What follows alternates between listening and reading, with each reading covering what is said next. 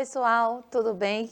Eu sou Briane Mourão, professora de matemática, e a gente está começando aqui mais uma semana, né? Com aulas agora começando para os 6º anos e a gente vai evoluindo ao longo do dia, tá certo?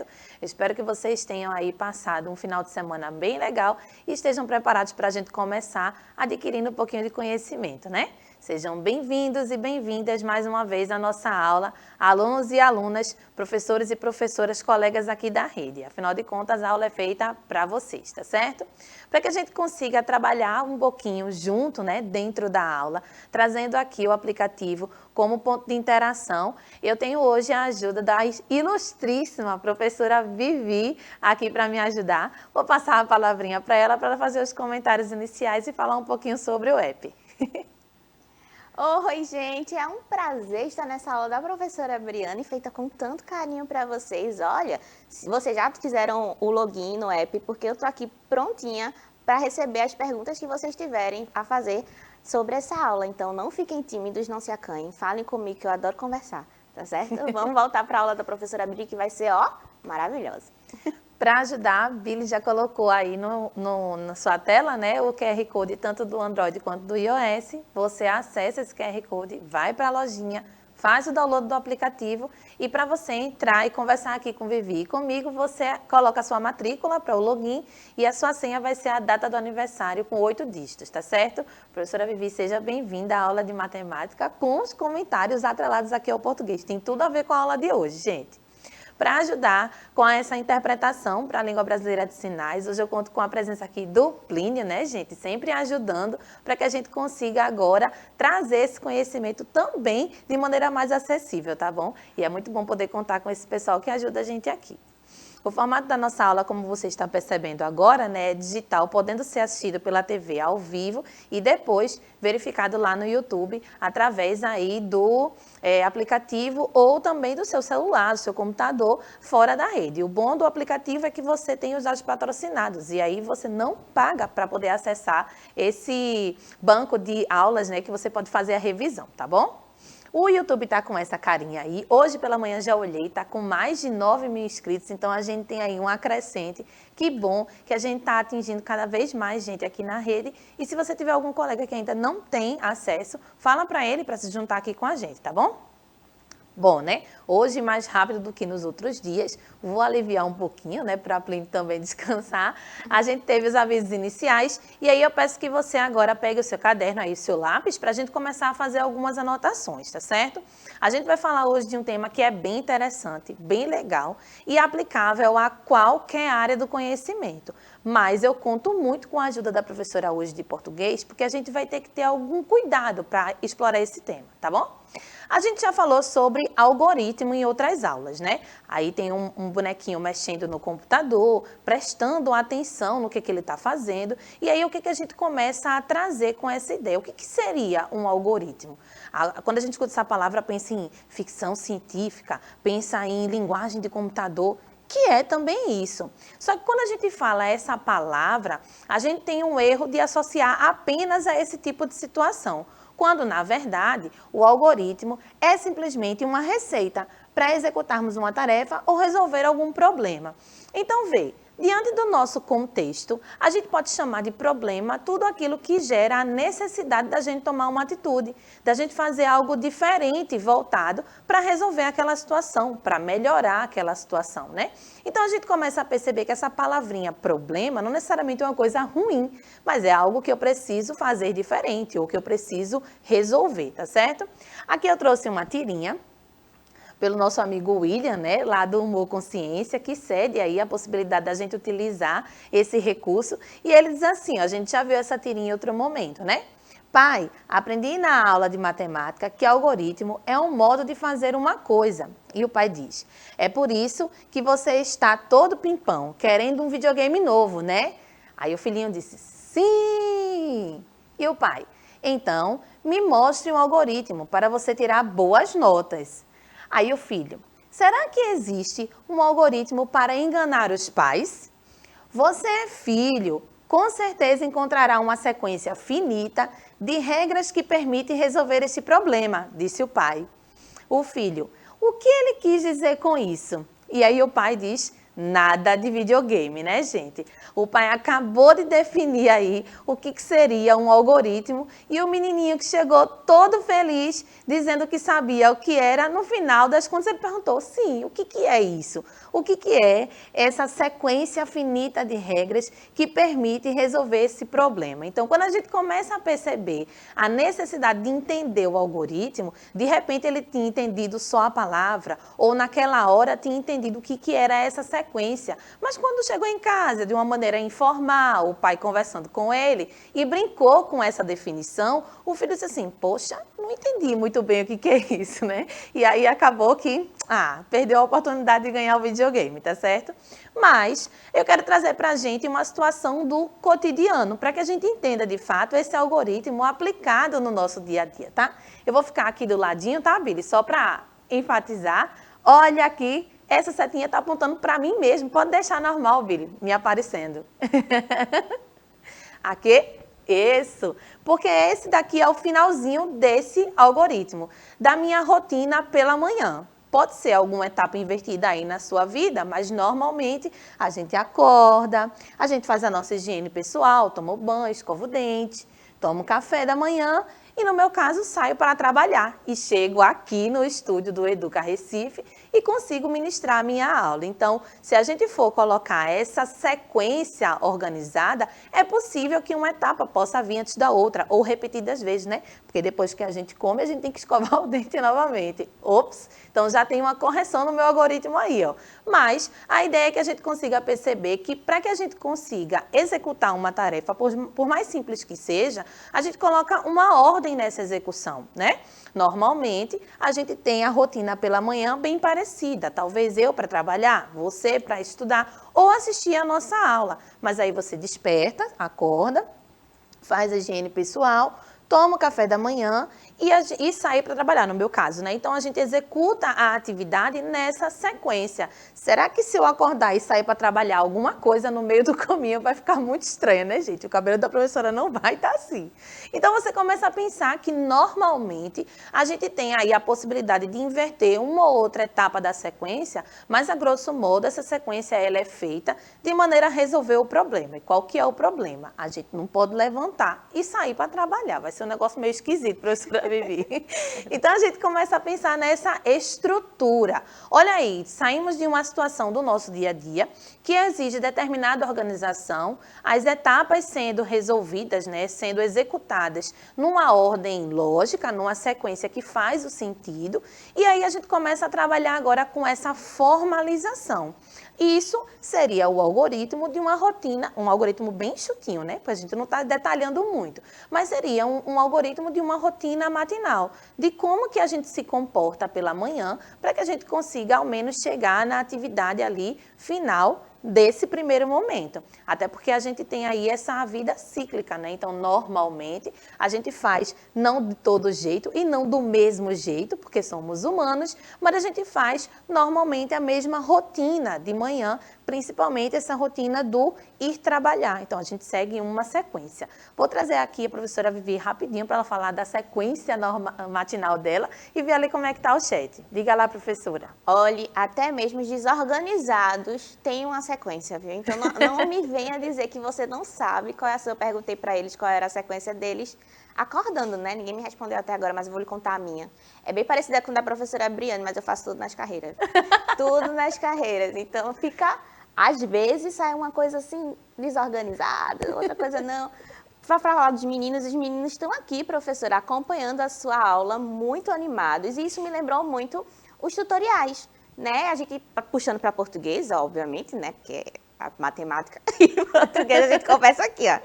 E lembra que os tutoriais são aquele gênero textual que a gente utiliza para receber instruções sobre alguma coisa? Então, os tutoriais também colocam em ordem os acontecimentos e vão dizendo para a gente, ó, faça isso, pegue isso, e dando a ordem exatamente. Conversa certinho com o que a professora Briane estava conversando, e a gente vai conversando mais sobre isso ao longo da aula. É tanto que usando hoje a relação com o infográfico, muitas receitas, professora, que fazem esse tutorial, né, de manuseio, colocam alguma numeração, mas colocam uma coisa enfeitinha, assim, para você saber que aquilo tem que ser feito primeiro. Não adianta muito a gente colocar a forma vazia dentro do forno e não ter massa dentro da forma, minha gente. Então, a gente começa a pensar nessa ordem das atividades executadas no nosso dia a dia, e aí a gente vai aprimorando isso para trazer esse nome de algoritmo para toda a sequência, né, finita de regras que a gente precisa fazer naquela ordem e a tarefa a ser realizada com sucesso, tá bom? Ó, professora, o Thales, desculpa. Não, O fica à professor, vontade. o Thales falou aqui, ó, eu acordo, escovo os dentes, começo a assistir a aula e como café da manhã. Então, ele come ao mesmo tempo que está assistindo a nossa aula, professora. Já temos aí uma ordem. Olha a vantagem de estar assistindo aula em casa, não é verdade? Essa é a vantagem de estar assistindo aula em casa, que você pode, inclusive, ter essa atividade simultânea, assistir a aula e se alimentar. Então, ó, podemos organizar nossos estudos fazendo alguns resumos, anotações através de algumas ferramentas, esquemas, mapas mentais, fluxogramas. Então, quando a gente está trabalhando com essa ideia inicial do fluxograma, a gente viu a aplicação no nosso dia a dia. Beleza. Agora a gente já está trazendo para os estudos, né?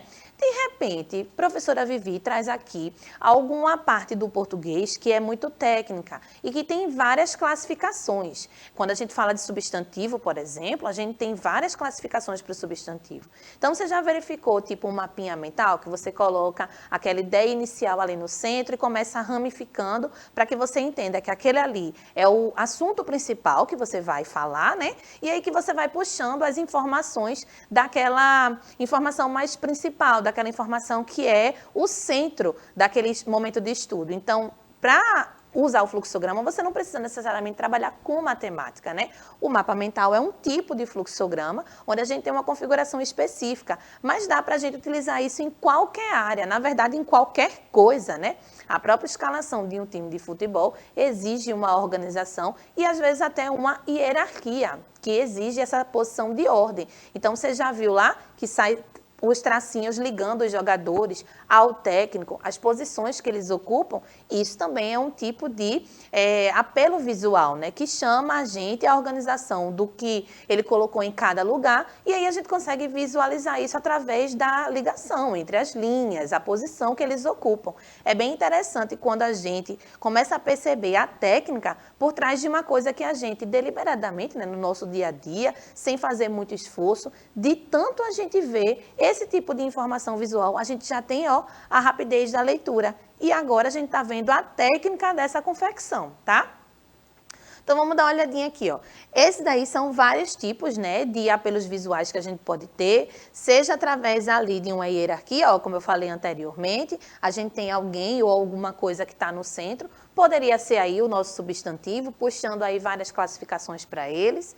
A gente tem aqui a ideia do mapa mental, que ele já mostra ali várias ramificações, um pouco mais elaborado, né? Quando a gente tem muitos balões para colocar essa ideia. Eu, particularmente, amo esse tipo de configuração para estudar, me ajuda a deixar mais visível qual que é essas classificações, quais que são, né? Essas classificações. E aqui a gente tem o fluxograma, que seria, de fato, a nossa abordagem da aula de hoje, né? Ele vai usar desses elementos geométricos aí, seja ele um losango, seja ele um quadradinho, seja ele um retângulo com a bordinha arredondada. Então, a gente vai ter esse tipo de elemento para fazer a organização do nosso processo, tá bom?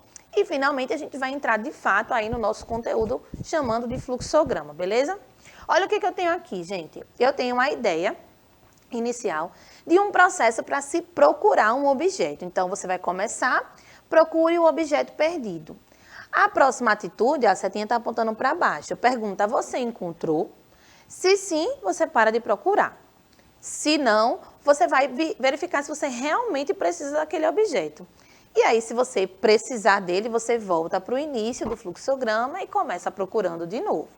Depois, se você não precisar do objeto, você vai parar de procurar. Então, você percebe que para qualquer atitude, do sim ou do não, a gente vai ter aí uma próxima atitude, uma situação que vai te dizer o que você deve fazer diante de cada uma das condições. Se você acha ou se você não acha aquele objeto. Então, nesse caso aqui, quando a gente está falando de fluxograma, essa é a principal diferença, é quando a gente fala sobre a consequência daquilo, né? Se a gente está procurando alguma coisa e acha, a gente toma uma atitude. Se a gente está procurando uma coisa e não acha, a gente tem que tomar outra atitude. A ideia do fluxograma é trabalhar com a possibilidade dos cenários, daquela ação tendo sucesso ou não, o que é que eu vou fazer em cada uma das situações. E aí é por isso que começam a se ramificar as informações. Olha um outro que eu trouxe aqui, ó. Ah, sim, definição, né? Fluxograma é um tipo de diagrama gráfico e pode ser entendido como uma representação esquemática de um processo ou algoritmo. E é por isso que a gente começa a aula perguntando se você sabe ou lembra, né, de alguma relação que a vida da gente tem com essa palavra, com algoritmo. Muitas vezes feito através de gráficos que ilustram de forma descomplicada a transição de informações entre os elementos que o compõem. Então, a gente está dizendo exatamente isso. Toda a ideia do fluxograma, né, todo o balãozinho do fluxograma, ele vai ter ali a situação de atender a duas condições, até a gente chegar no final. Então, você vai ter uma atitude, essa atitude pode ir para um lado ou para o outro, né, dar certo ou dar errado, não necessariamente o errado, né, porque aí a gente vai estar dizendo que não está funcionando o fluxograma, mas atender uma situação ou atender uma outra situação, e daí você vai ter a atitude a ser tomada de acordo com cada uma dessas situações, desses processos, tá? Eita, ficou aqui na frente, ó, crítica nas redes sociais de uma marca, não atrapalhou muito não. Esse balãozinho aqui era só um redondinho, mas aí a imagem ficou na frente, mas não tem problema. Daí a gente vai verificar, ó, se essas críticas nas redes sociais são críticas mesmo, né, uma coisa que não é tão legal, e você vai avaliar o motivo. Se não for crítica, a gente vai para o balãozinho de baixo, vai verificar se esse comentário foi uma sugestão. Se for uma sugestão, a gente vai considerar e dar uma devolutiva para essa pessoa. Se não foi sugestão, se foi dúvida, a gente já vai para o próximo balãozinho. E aí a gente vai dar uma resposta personalizada àquela pessoa, uma dúvida de um único cliente, né? Então, pode ser que a gente coloque ali no banco de dúvidas, mas naquele momento a gente vai dar retorno diretamente àquela pessoa. E se não for dúvidas e for um feedback positivo, a gente vai compartilhar o depoimento. Então, aqui eu estou trazendo para vocês mais ou menos um esquema que a maioria das empresas utilizam para criticar de que maneira eles vão tomar uma atitude de acordo com um comentário de um cliente. Esse comentário ele pode ser uma crítica, uma sugestão, uma dúvida ou um feedback positivo. E, desse caso, a gente vai ter uma atitude a tomar em cada um deles. Então, você percebe que existe uma avaliação, uma ordem que a gente está colocando essa avaliação e a atitude que a gente está tomando quando aquilo atende ou não aquela condição. Deixa eu voltar aqui com a professora Vivi rapidinho para ela dar um comentário dela a partir desse momento que a gente começou a formalizar o algoritmo aí. Diga lá, professora. Oi, professora Briane, eles estão aqui. Eu perguntei a eles se eles já sabiam, se eles costumam fazer um fluxograma, e o Thales respondeu que não costuma fazer, mas que já tinha visto alguns. Então, aí eu estava falando para eles assim, que isso ajuda muito a estudar. Lembra que você estava falando aí da ordem dos substantivos, né? Você pega o substantivo e sai dividindo as categorias que existem, e isso ajuda muito na elaboração. Você estava falando aí de fluxograma? Eita. Eu lembrei, sabe aqueles jogos de detetive? Que a gente vai jogando, aí acha uma dica, e uma dica leva a outra, que leva a outra. E quando você não acha uma dica, você tem que continuar procurando. Então, é basicamente isso, né? A gente tem que tomar uma decisão com base naquilo que a gente está experienciando. Então, se eu acho a dica, ela vai me levar para outro caminho. Se eu não acho, eu preciso continuar procurando até encontrar essa dica. Então, eu acho que é mais ou menos isso que funciona o fluxograma, né? Ele organiza o nosso comportamento, muito parecido com os tutoriais também, né, que vai dar aquela dica sobre como fazer, organiza o nosso comportamento e a consequência daquilo que acontece a gente, né? Se vocês tiverem mais alguma dúvida, manda aqui no chat que eu falo. É uma fofa essa professora, minha gente. Então, ó, para falar agora para um dos alunos, como é o nome dele, que disse que não construía ainda? Thales. A gente vai mostrar hoje como montar um fluxograma, né? A ordem correta que você pode usar os balões. Aqui a gente vai mostrar de uma maneira mais simples, porque a gente, primeiro, que está no 6º ano, e segundo, que existe essa construção da habilidade até o finalzinho. Então, a gente vai sempre ver a Pronto, gente, deixa eu me lembrar de uma coisa. Vocês lembram que no finalzinho das aulas, eu sempre trago um resuminho de alguma coisa que a gente trabalhou? A gente já trabalhou aqui, por exemplo, o MMC. E aí eu trouxe um resuminho. Acho que é na próxima aula, na aula de amanhã, eu vou colocar só para vocês lembrarem essa ideia. Como a professora de vocês já tem esse hábito de trabalhar com esse fluxograma, não necessariamente com sim ou não, mas com essas ramificações, né? Através, de repente, de um mapa mental. Então, eu trago para vocês resumos de aulas anteriores para a gente avaliar aqui, tá?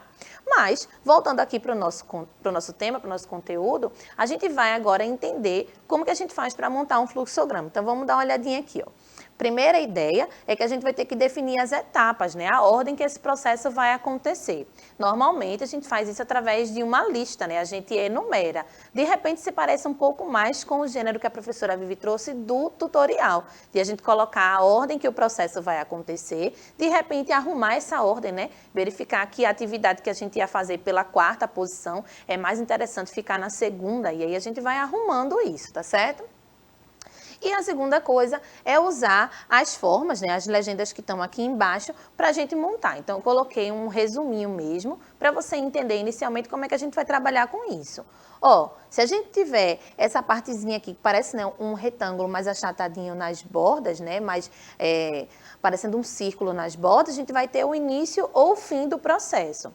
Se a gente tiver um retângulo mesmo, né, com os ângulos de 90 graus ali no cantinho, a gente vai ter uma atividade a ser executada.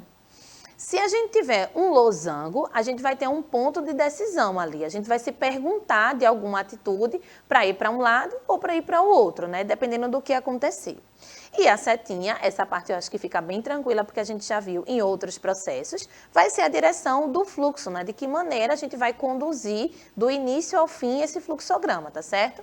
Então, a gente tem aí um esqueminha bem simples, só para você entender um esboço, né? De como poderia ser, ó. A gente começa ali no cinzinha, né? No início, e ali a gente tem uma atitude. Depois toma outra atitude. Chega num momento em que essa atitude pode ramificar para duas situações. E aí a gente tem um ponto de decisão, né? Qual é a decisão que a gente vai tomar?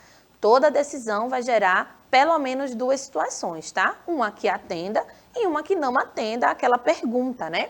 Normalmente a gente vai representar através de uma pergunta.